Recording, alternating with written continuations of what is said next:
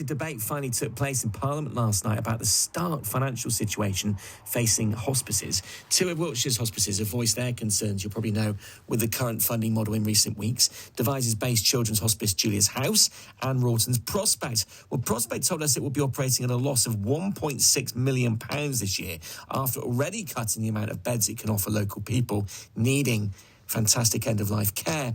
25-year-old Harry Martin from Swindon died of a rare type of cancer 3 years ago. His wife Sinead says Prospect provided vital care and loving support in the weeks before he died. You know, you kind of associate them with death and dying, and actually what I learned was that they are fully on board with living, you know, how to live with your situation, and they really help you to find the best ways to do that, and they empower you to do that, and that's certainly the case with Harry.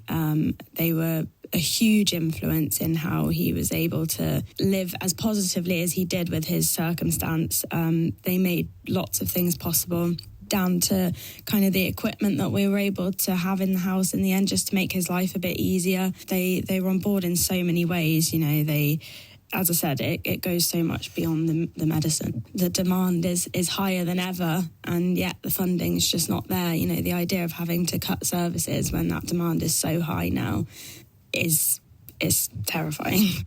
Sinead Nolan Martin from Swindon speaking about her husband Harry, who was supported by Prospect before he died in 2021. Well, at last night's backbench debate, which was a week later than planned, MPs from around the country shared similar stories of their local hospices struggling to make ends meet. Swindon South MP Sir Robert Buckland spoke up for the Prospect Hospice last night. Half the number of beds from 12 to 6. We've had to close the day therapy unit. I can say, Madam Deputy Speaker, that unit was invaluable. The number of volunteers that worked in it and the support that it gave to people at end of lives was something that we miss very much.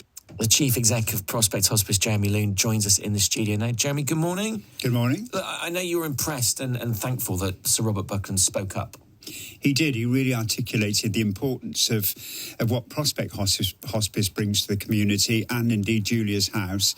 And he talked about the basic inequality of the funding. He talked about the central funding allocation not being realistic, which was really powerful. And something else that you found powerful, MPs pretty much unified, because it doesn't happen that often, does it? No, it's the first time in my life I've sat through a whole parliamentary debate, and I same as everyone else, you see the highlights of people shouting and screaming at each other with a difference of opinion. This was very measured, very calm, and every single one of them from right around the UK talked about the importance of what hospices do and the fact that the central funding does not reflect that. Health Minister Helen Whately saying that there are no easy answers, there never are, which could be translated as you're not getting any more money. You could say that, yeah. That's certainly political speak that can be interpreted in a number of ways, but that we add value to the system. In Prospect's case, our local integrated care board, or ICB as they call them, for every £1 they give us, we give them £4 worth of care in return. So just purely from an investment point of view, it makes sense to partially fund what we do to a higher degree. I suppose whatever comes at the end of the rainbow, you have to just keep speaking out, don't you? Because the moment you go quiet, it will completely lose its profile off the agenda.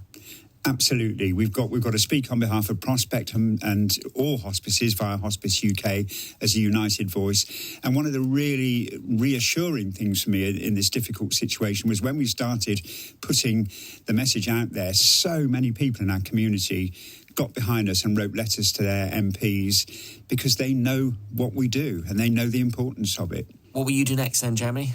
We'll keep on shouting from the rooftops. We of course, we will always need support through our shops, through our running events, through our legacy campaigns. But we'd like people to carry on having that united voice, and we're going to keep on giving everyone the megaphone.